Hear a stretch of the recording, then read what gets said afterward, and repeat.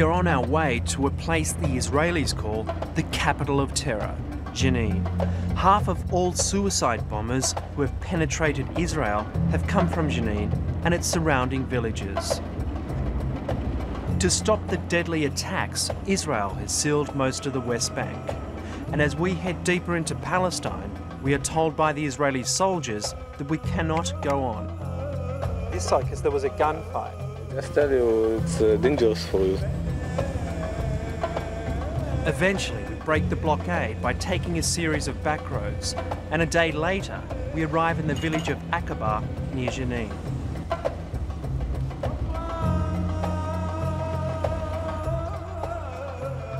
Aqaba is home to one of Palestine's most famous martyrs, Izzedine Masri. Izzedine left here a month ago to carry out a gruesome deed. Strapped with explosives, he made it to Jerusalem and blew himself up, killing 15 Israeli civilians, including 6 infants, at a pizza restaurant in the city centre.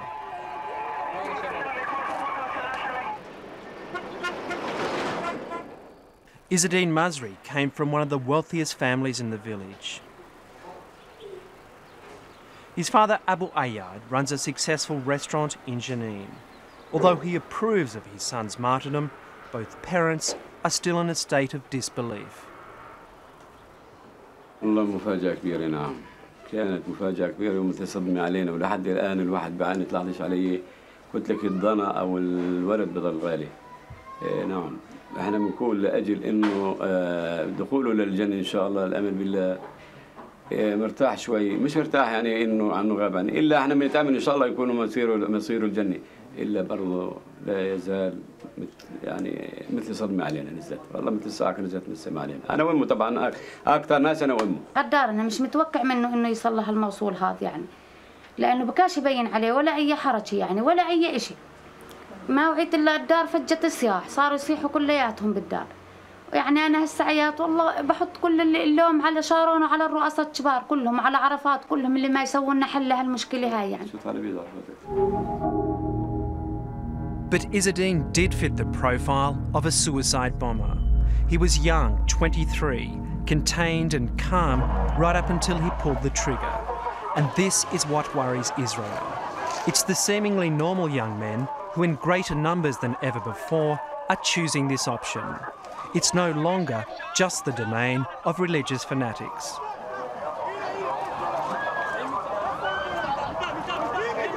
كان شاب متزن شاب مؤدب شاب دين كويس من الشغل للبيت من البيت على الجامع هاي كانت صفات الولد كان شاب رايق كان كويس كثير معاملته مع الأم ومع الأب ومع أخوته كان مع الناس كان شاب كويس كثير.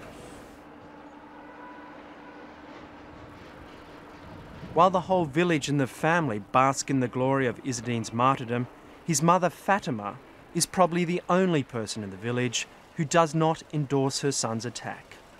For her, it's difficult to understand that her son packed himself with nails and explosives and then took his life to murder 15 innocent civilians and injure 90 more.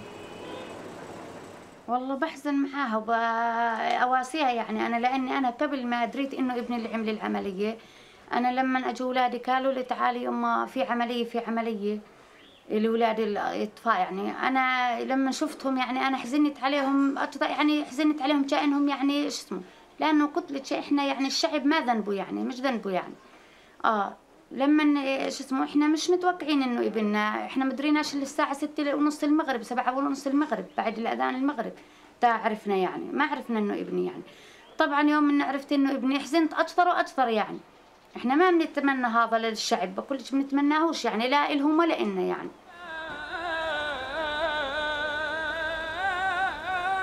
But around here, they're proud of what Izzedine Masri did. His short life has been glorified. And it's not hard to find others who want to follow his example. طبعا كثير شباب اخذوا مثلا افكار انهم يتمنوا الشهاده بيتمنوا المقاومه ويجهزوا حالهم يفجروا حالهم بالدفاع عن القدس الشريف عن دولتهم عن فلسطين عن تراب الوطن كثير يعني شباب بتمنوا إنه ما يطلبوا الشهادة هاي لأنه تبتعرف يعني الشهادة مقبول عند ربنا لا حساب ولا عذاب. These two say they are considering enlisting as suicide bombers. For them, it's not about international terror like destroying New York's Twin Towers, it's about fighting Israel. Almost a year into the Intifada, Palestinian stones and gunmen provide no answer to the might of the Israeli army. To an outsider, it's an unthinkable act, but they have come to the conclusion that suicide attacks are the only effective weapon against Israel. فيش وسيلة غير هاي الوسيلة اللي نقاوم فيها احنا يعني فيش يعني وسائل كلها البنادق والرشاشة اما افضل وسيلة يعني في وسائل بس يعني اسوي وسيلة وهذا يعني اضمن وسيلة انه يتسوى فيه انه الواحد يسوي نفسه يطلع يفجر نفسه يعني. From Aqaba, it's about 20 kilometres to Jenin, the place where martyrs are made. During the first Intifada in 1987, Jenin was a stronghold of Fatah, Yasser Arafat's political party. Arafat promised the Palestinian people a state. But when he failed to deliver, many turned to the radical Islamist parties like Hamas and Islamic Jihad. And the problem for Israel is their support is growing every day. Since the beginning of the current Intifada, these parties have doubled their support right across the West Bank and Gaza. Most Islamist leaders in Jenin have gone underground. But on the third attempt, we secure a rare interview with a senior Islamic Jihad operative who calls himself Marwan. كان الجهاد الإسلامي خلال الانتفاضة الحالية عبارة عن مجموعة من العمليات سلطت الأنظار باتجاه الجهاد الإسلامي، يعني هذا هو السبب المباشر توجه الناس وبالذات العمليات الاستشهادية. As an Islamic Jihad leader who is promising more suicide attacks, it's no surprise the Israelis want Marwan dead. He's constantly on the move, changing cars and locations to avoid assassination. في ناس كثيرة عندها الاستعداد تستشهد وفيش إمكانية لا للجهاد ولا لحماس ولا أي تنظيم أو تنظيمات مجتمع أنها تستوعب الناس اللي عندها رغبة أنها تستشهد. باستمرار ناس بتلح إنها بدها تستشهد يعني لكن فيش تنظيم أو جماعة عندها استعداد تستوعب الجميع.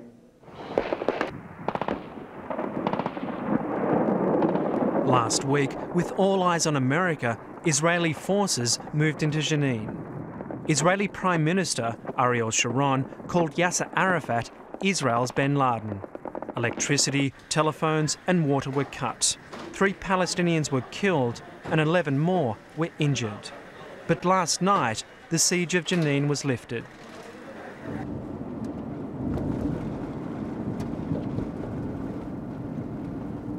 We are on our way to Nablus, the other stronghold of Palestinian resistance, to examine what the Palestinians call state terrorism, the Israeli assassination policy. To get there, we have to exit the West Bank and try to come in further south.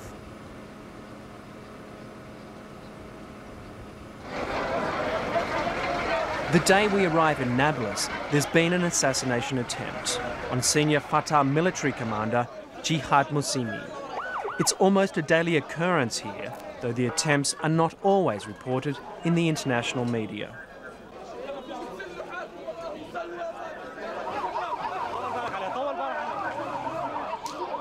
Musimi survived the attack only because he managed to drag himself from his burning car before a second missile demolished it. ولكن أنا ببلغ باريسون ببلغ كمان شارون أن الشعب الفلسطيني سيبقى صامد، الشعب الفلسطيني سيبقى يقاوم، الشعب الفلسطيني لن تخيف آلة الدمار الصهيونية والأمريكية، بل على العكس كل ما يفعله ما يزيدنا إلا قوة وصمود. One of Israel's biggest hits was here in Nablus on the 31st of July. 2 American-made Apache helicopters struck with rockets at the Hamas office in this residential building. 2 senior Hamas leaders were killed, along with 6 civilians.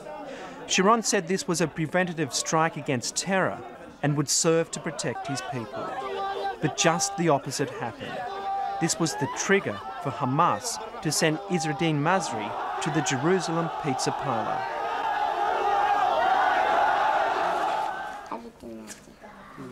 شو حامل نادية؟ شو هون حاطة؟ أيوة. To the world, the Israelis sell their assassination policy as pinpoint preventative action. But it's not very accurate. 17 out of 60 killed so far have been innocent bystanders. On the day of the Nablus assassination, Nadia and Abdul Mamen's two sons were waiting to see a doctor on the floor below the Hamas office. When the rocket struck, Bilal 10 and Ashraf 6 were killed instantly. قلبي انجرح من جوا يعني يوم حسيت أولادي إنهم استشهدوا حسيت يعني بحزن حزنت عليهم كثير يعني أولادي يوم حسيت إنهم استشهدوا عشان أقول ما ليش إلا هم أولادي يعني اثنين وراحوا اثنين مع بعض. Neither Abdul nor his family are political. They were good friends with an Israeli family with whom they shared a business. This will no longer stand as an example of how Palestinians and Israelis can live in peace. يعني أنا مثلاً كنت أشتغل في إسرائيل وبكشريك يهودي في إسرائيل واشتغلت عند اليهود عشت عند اليهود أكثر ما عشنا عند العرب وبالآخر أجوا وقتلوا أطفالي فهذا أي شيء يعني بده يدل إنها كل الشعب الفلسطيني هون مستهدف وكل إنسان فلسطيني سواء بيطالب في حقه أو ساكت عن حقه أو مرابط على أرضه مستهدف وإسرائيل يعني بتنوي إنها تقتله. وأشرف أبو خضر وشهدائي محافظة نابلس These are the militants the Israelis have tried to suppress by killing their leaders.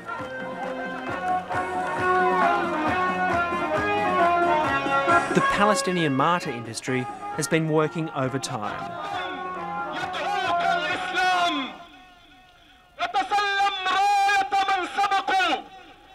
Giant posters of the Hamas leaders who were killed in the Nablus raid, Jamil Mansour and Jamil Salim, take centre stage. The day is being held in their honour.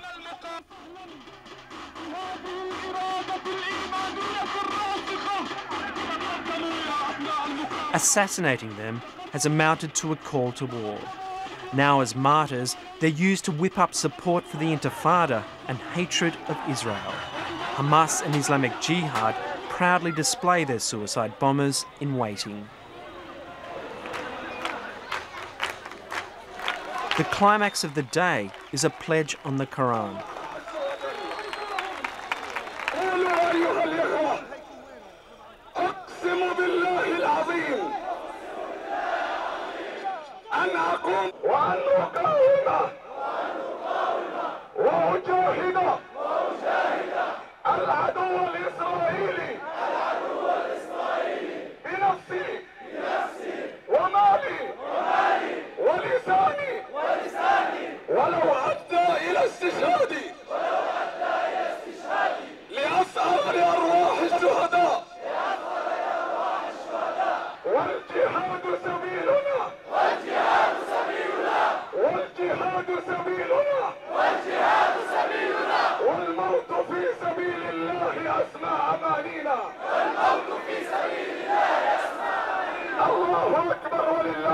In a show of unity, gunmen parade their wares. Sharon's assassination policy has only served to deepen resistance and unite all the Palestinian factions.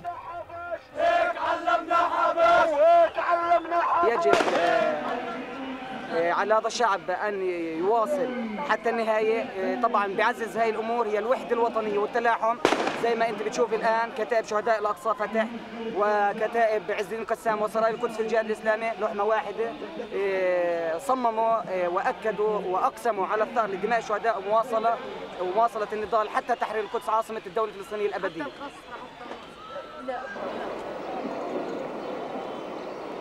But much of the popular anger is reserved for their own, for the Palestinian who betrays the cause and works with the dreaded Israeli Secret Service, the Shin Bet. Every successful assassination needs a Palestinian collaborator on the inside to provide the precise time and place to strike. This video was secretly filmed.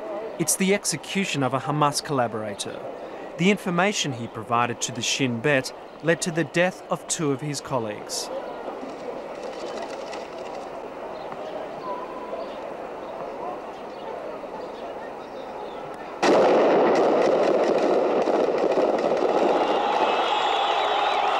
Although Yasser Arafat has put a temporary halt to executions like these, 7 collaborators are still waiting on death row.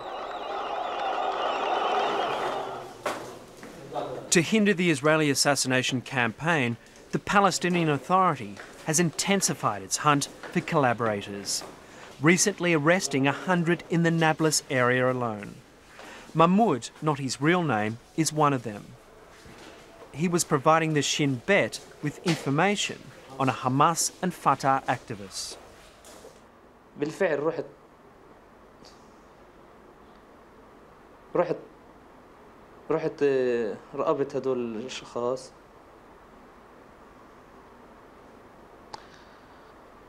وبعدين اعطيته المعلومات يعني كاملة عنه.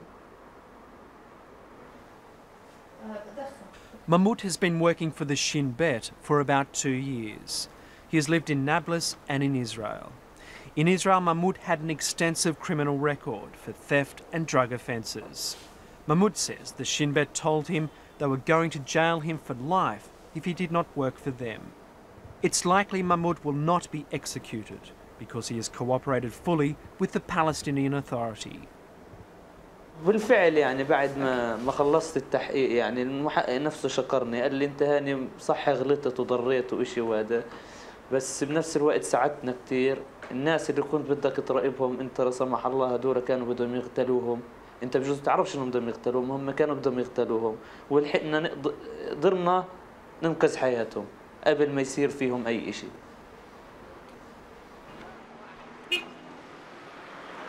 But it's Mahmoud's family who will pay the biggest price for his betrayal.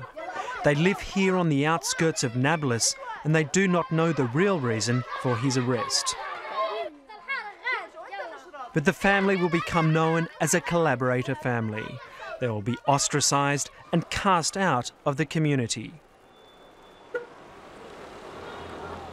ما فيش عين يشوف أهله الواحد فيها. ما فيش عين يشوف أهله يعني ولا يشوف مرته ولا يشوف يعني أنا بقول لك أنا لو يوم من الأيام طلعت من السجن ما راح أروح أدار أهلي. راح أطلع من هون يعني بالدغري ولا راح أشوف حدا. إنه ما بقدر أشوف حدا. Back in Israel, Prime Minister Sharon's policy to hit back harder doesn't appear to have won the war.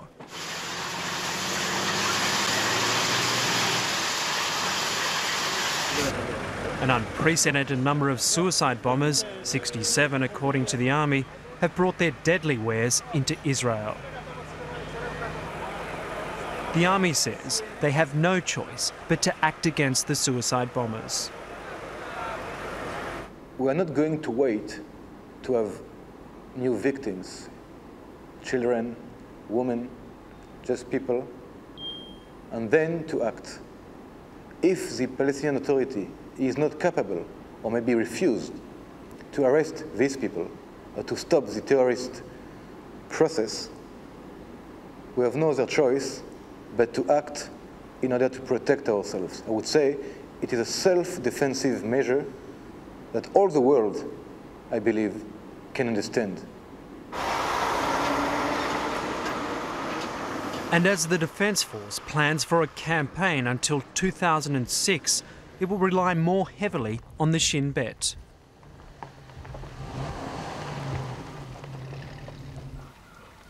Moshe Kuperberg was a senior Shin Bet officer in charge of recruiting Palestinian agents and collaborators.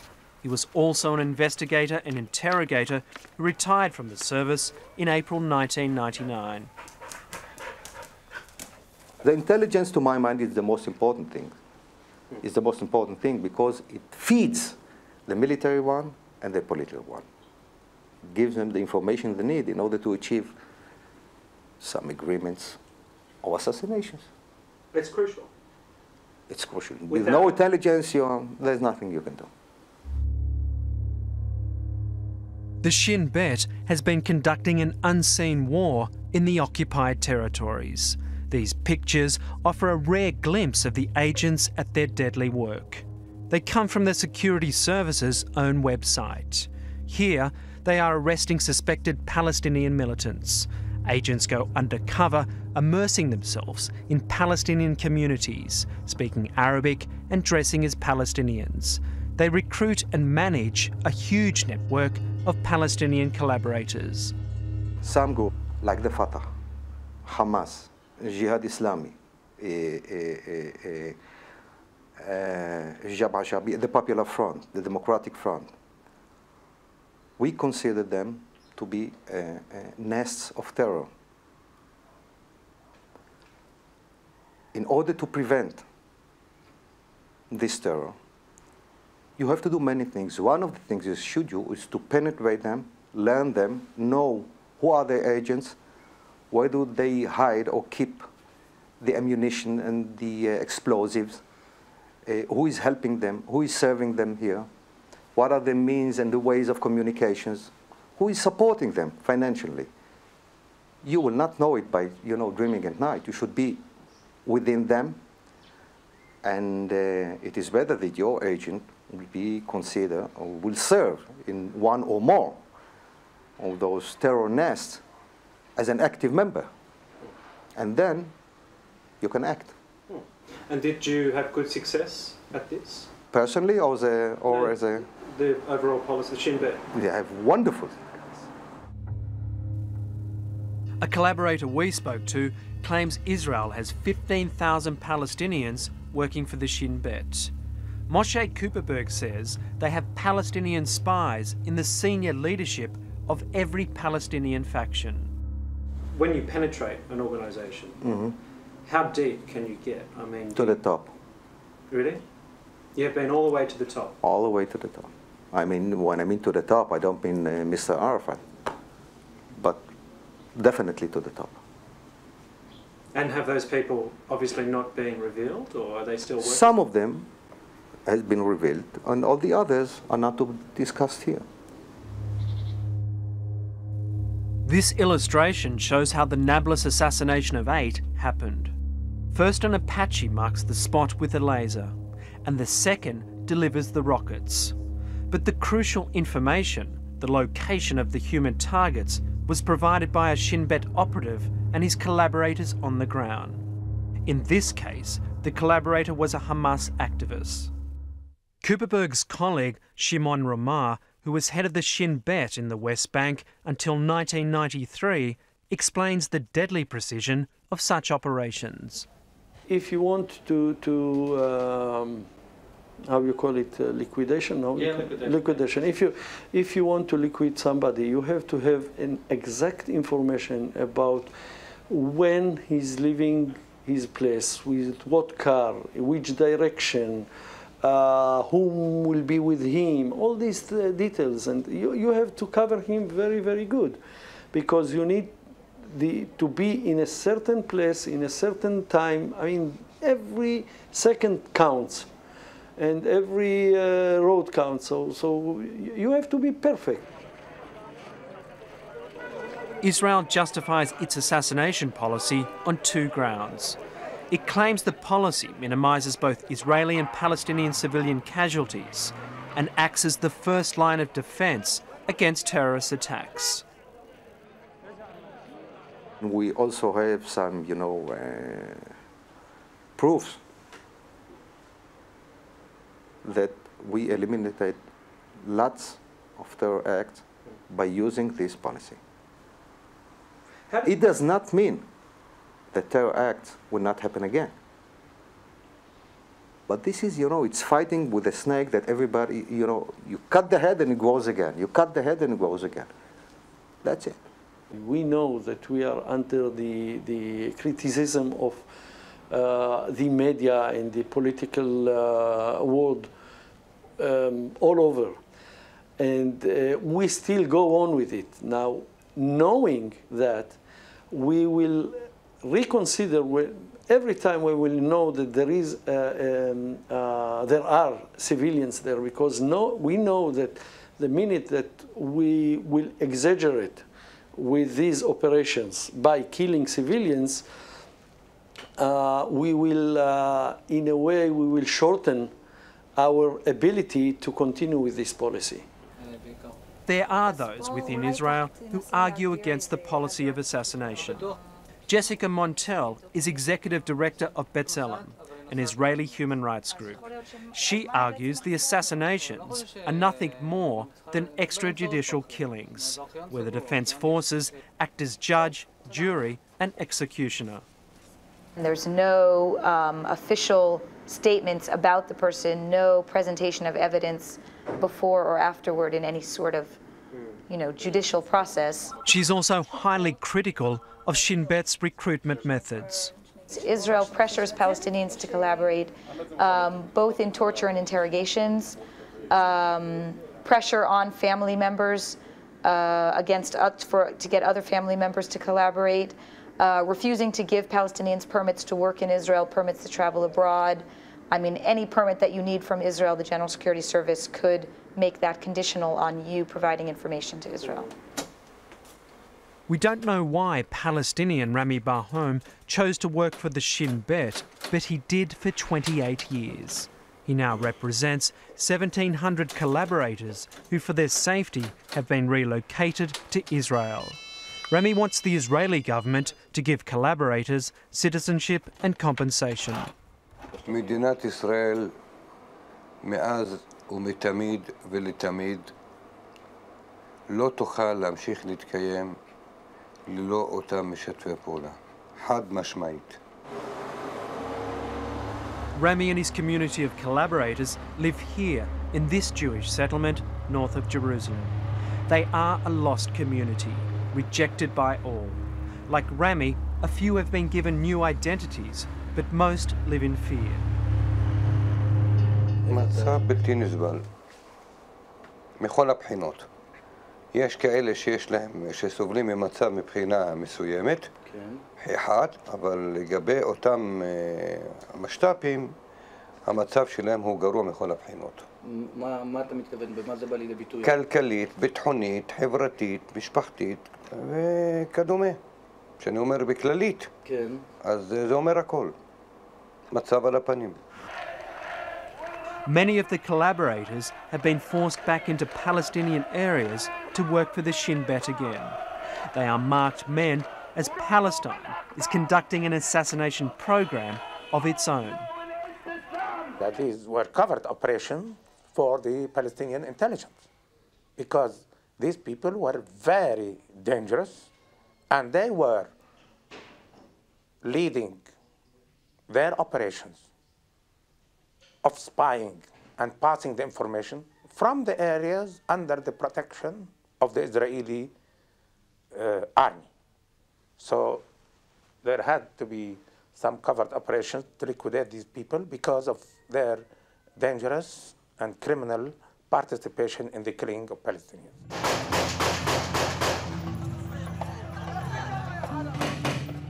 With such a dirty war on both sides, it's difficult to see how last night's ceasefire can be maintained. The Palestinian uprising has turned moderates into radicals and hardened the Israelis against a negotiated peace. But both sides have responded to efforts by the United States to build a worldwide coalition against terrorism. And if last week's horror in America can achieve this and bring them back to the table, then something good will have come out of last week's catastrophe.